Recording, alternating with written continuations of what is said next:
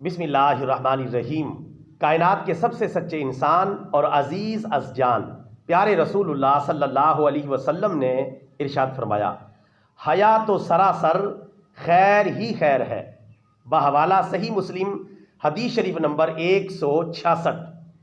برادران اسلام، پیارے نبی صلی اللہ علیہ وسلم نے اپنے اس فرمان عالی شان میں واضح کر دیا کہ حیا یعنی شرم و حیا سراسر سراپا خیر ہی خیر ہے، بھلائی ہی بھلائی ہے، اچھائی ہی اچھائی ہے، برکت ہی برکت ہے۔ یعنی بھلائی حیا کے اندر چھپی ہوئی ہے اور حیا میں سراسر خیر پائی جاتی ہے۔ اس کے مد مقابل ہے بے حیائی۔ یقیناً بے حیائی کے اندر سراسر شر ہی شر چھپا ہوا ہے، برائی ہی برائی چھپی ہوئی ہے۔ لہٰذا ہمیں چاہیے حیا کو اختیار کریں، کیونکہ پیارے نبی صلی اللہ علیہ وسلم کے فرمان کے مطابق اس میں خیر ہی خیر ہے، بھلائی بھلائی ہے۔ اور بے حیائی کو ترک کر دیں، چونکہ بے حیائی کے اندر بہرحال شر چھپا ہوا ہے، وقتی طور پہ نظر آ رہا ہے یا نہیں آ رہا، کسی وقت یہ چنگاری بھڑکے گی اور سب کچھ بھسم کر کے رکھ دے گی۔ آج ہمارے معاشرے کے اندر حیا کا پہلو غالب ہے یا بے حیائی کا پہلو غالب ہے، اس کے بارے میں ہمیں فکر مند ہونا چاہیے۔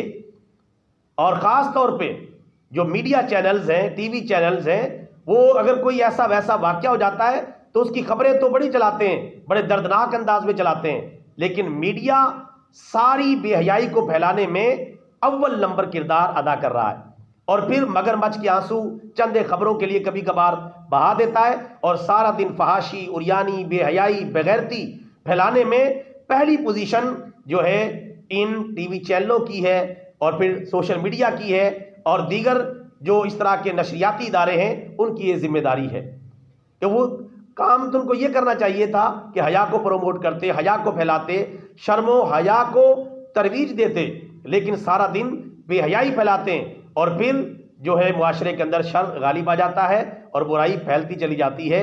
اللہ تعالیٰ ان اداروں کی بھی اصلاح فرمائے اور ہمارے حکمرانوں کی بھی اصلاح فرمائے، اور انہیں تو یہ توفیق عطا فرمائے کہ وہ معاشرے میں حیا کو غالب کریں اور بے حیائی کا سد باب کریں۔